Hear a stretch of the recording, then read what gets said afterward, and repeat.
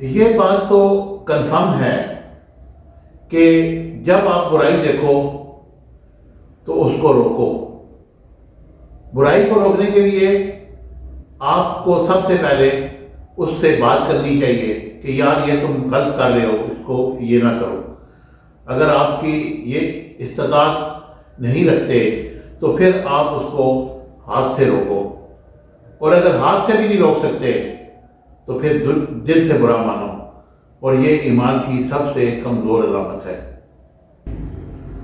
حضرت علی رضی اللہ تعالیٰ عنہ فرماتے ہیں کہ دنیا بدترین ہوتی جا رہی ہے، برے لوگوں کی زیادتی کی وجہ سے نہیں، یا اچھے لوگوں کی کمی کی وجہ سے نہیں، بلکہ اچھے لوگوں کی خاموشی کی وجہ سے دنیا جو ہے وہ بری ہوتی جا رہی ہے۔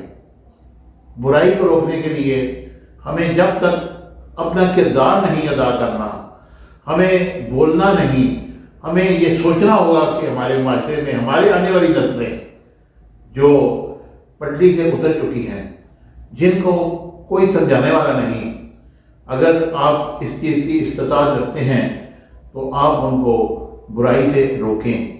اور برائی سے روکنے کی سب سے بڑی دلیل یہی ہے کہ آپ اپنے دل و دماغ کو حاضر رکھ کر جو بات بھی کسی کو آگے فارورڈ کریں وہ صحیح ہو، تاکہ وہ سوچے کہ یار اس بندے نے میری رہنمائی کی ہے، اور رہنمائی ہوگی تو پھر اس کی زندگی بھی اچھی رہے گی، آپ کی نیکیوں میں بھی اضافہ ہوگا۔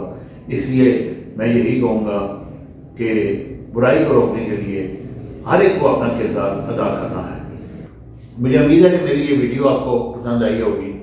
چینل کو لائک، شیئر اور سبسکرائب کرنا نہ بھولیے گا۔ Thank you very much.